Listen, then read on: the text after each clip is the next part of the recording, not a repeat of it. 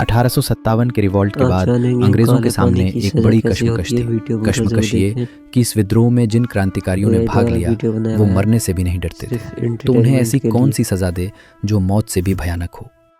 काफ़ी सोचने के बाद अंग्रेज़ों के दिमाग में एक आइडिया आता है, और ये आइडिया था सेल्यूलर जेल, यानी काला पानी। एक जेल जिसमें चींटियाँ आटा नहीं बल्कि इंसान का मांस खाती थीं। 19वीं सदी में अंग्रेज़ इस जेल में कुल 80,000 कैदी लेकर गए, जिनमें से सिर्फ 30,000 ही वापस जिंदा लौट सके।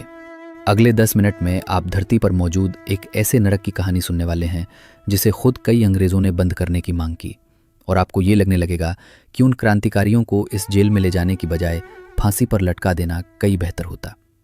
1857 की क्रांति वो तूफान था जिसमें अगर थोड़ी और एकता होती और ये कुछ समय और लंबा चल जाता तो अंग्रेज़ी हुकूमत का भारत से सफाया हो जाता।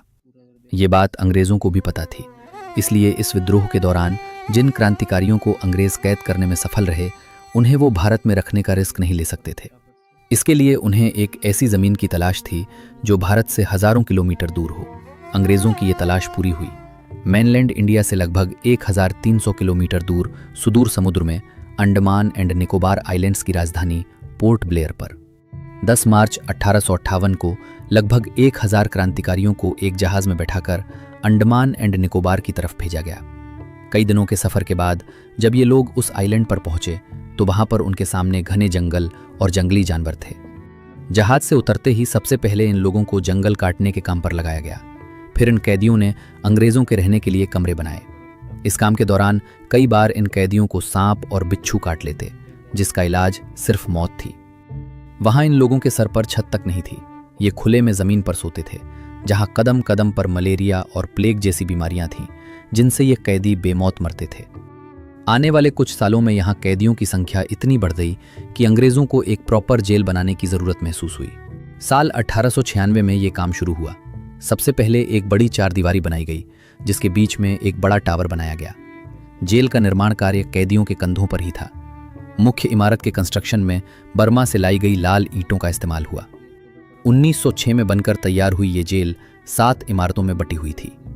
जेल की मुख्य इमारत के अंदर इमरजेंसी के लिए एक बड़ी घंटी लगाई गई। कैदी एक दूसरे के साथ संपर्क न कर सके, इसलिए इन 7 इमारतों में तकरीबन 700 बैरक बनाए गए। कोठारियां इतनी छोटी थी कि एक इंसान ठीक से हाथ पैर भी नहीं फैल सकता था। वो कमरे नहीं, ईंटों से बने ताबूत थे। इस जेल को धरती पर बना हुआ नरक क्यों कहा जाता था? इसके पीछे वजह थी इसकी बनावट और यहाँ पर रहने वाले अंग्रेज अधिकारी जो जल्लाद थे। जेल में रहने वाले प्रत्येक कैदी को कोल्हू के बैल की तरह हर रोज नारियल का तेल निकालना पड़ता था, और जो कैदी ये काम नहीं कर पाता उसका शरीर कोड़ों से छिल दिया जाता। नारियल से तेल निकालने के अलावा इन कैदियों से रस्सी बनवाना, कपड़े सिलवाना और चक्की से आटा पिसाई जैसे काम करवाए जाते। अगर कोई कैदी काम ठीक से नहीं कर पाता तो उसे हथकड़ी से बांधकर एक दीवार के सहारे खड़ा कर दिया जाता, जहां वो कई दिनों तक बैठ नहीं सकता था और ना उसे खाने पीने के लिए कुछ मिलता। जेल में सैकड़ों सिक्योरिटी गार्ड थे। गलती करने पर इन कैदियों को ऐसे खुरदुरे कपड़े पहनाए जाते थे जिनसे इनका शरीर बुरी तरह छील जाता था। सोचिए, एक तो गर्मी का मौसम और फिर इस तरह के कपड़ों में कटा फटा शरीर, कितना पीड़ादायक था। इन कपड़ों में ये कैदी हिल भी नहीं सकते थे, और फिर इन घावों से जो रस्सी निकलती थी उसका भी कोई इलाज नहीं था। और उन खुले घावों पर जब जंगल की जहरीली चींटियां चिपक जाती थीं तो कैदी चाहकर भी उन्हें हटा नहीं सकता था। दलक से टॉयलेट की सुविधा भी नहीं थी। कैदियों को 2 तरह की थाली मिलती थी, एक से ये खाना खाते और दूसरी को नहाने धोने और शौच के लिए इस्तेमाल करते। रात के समय इन लोगों को बिना बिस्तर नीचे ज़मीन पर सोना पड़ता था। कई कैदी इन सजाओं से तंग आकर भागने की कोशिश भी करते थे, लेकिन लगभग सभी पकड़े जाते। पकड़े जाने पर इन्हें तड़पा तड़पा कर मारा जाता। इन सब के बाद भी अगर कोई कैदी भागने की कोशिश करता तो पहले तो वो वहां से निकल ही नहीं सकता था, क्योंकि जेल के चारों तरफ बस घने जंगल ही जंगल थे, जहां पर जंगली जानवर उन्हें नोच नोच कर खा जाते। और दूसरी बात यह कि यहाँ से कोई कैदी भागना भी नहीं चाहता था, क्योंकि इस वक्त तक अंग्रेज इन कैदियों की जिंदगी इस कदर नरक बना चुके थे कि अब उनमें जिंदा रहने की इच्छा ही खत्म हो चुकी थी। मार्च 1868 की बात है। जेल में 238 कैदियों ने अपना एक गुट बनाया और जेल से भाग गए, लेकिन जेल से निकलते ही इनमें से कईयों को आदिवासियों ने मार दिया। कुछ ने वापस पकड़े जाने के डर से खुदकुशी कर ली और बाकी वापस पकड़े गए, जिसके बाद जेल अधीक्षक जेम्स वॉल्कर ने 87 कैदियों को फांसी पर लटका दिया। फरवरी 1872 में वायसराय लॉर्ड मेयो जब अंडमान की यात्रा पर थे तब इसी जेल में एक शेर कैद था, शेर अली अरीदी, एक शेर। तो गाइस वीडियो पूरा जोड़ देखें, बहुत मजा आएगा वीडियो में, इंटरेस्टिंग वीडियो। जिसने पिंजरे में रहकर भी शिकारी का शिकार कर दिया, वो कैदी जिसने भारत के सबसे पावरफुल आदमी वायसराय लॉर्ड मेयो को जेल के अंदर ही मौत के घाट उतार दिया, जिसके बाद ये जेल और मशहूर हो गई। शेर अली को फांसी हुई। साल 1872 में यहां से 2 कैदी भागने में सफल रहे। इन दोनों ने जंगल से लकड़ी काटी और एक नाव बनाकर कोलकाता की तरफ भाग गए। लेकिन ये उनकी बदकिस्मती थी कि बीच रास्ते में उन्हें एक अंग्रेज जहाज मिल गया और दोनों वापस पकड़े गए।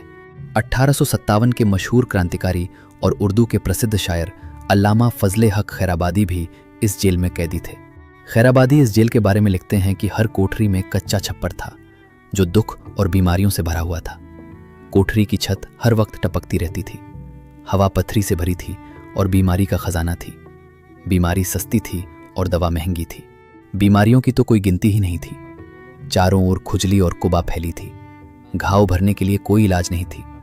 दुखी आदमी को दिलासा देने वाला कोई नहीं था, ना ही बीमार व्यक्ति पर दया थी। दुनिया की कोई भी मुसीबत यहाँ के दुखों की तुलना में कुछ नहीं थी। यहाँ साधारण बीमारी भी खतरनाक है।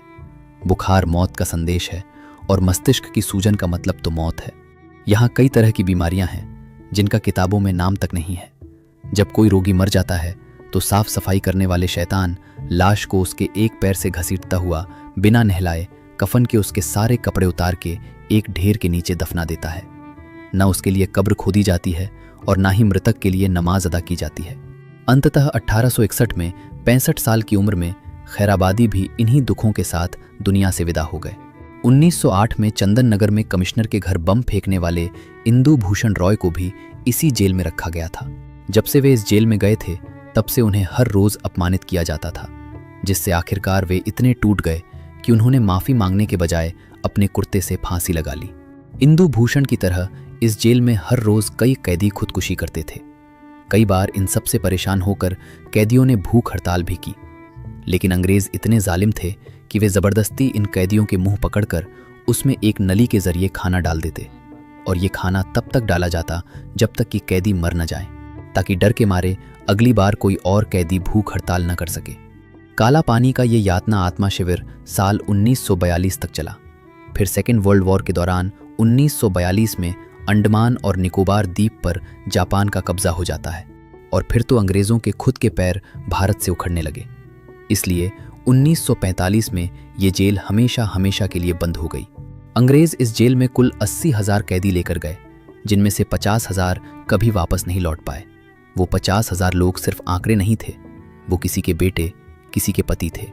आज सेल्यूलर जेल की दीवारें खामोश जरूर हैं, लेकिन अगर आप ध्यान से सुन तो ईंटों से आज भी इनकलाब की गूंज सुनाई देती है।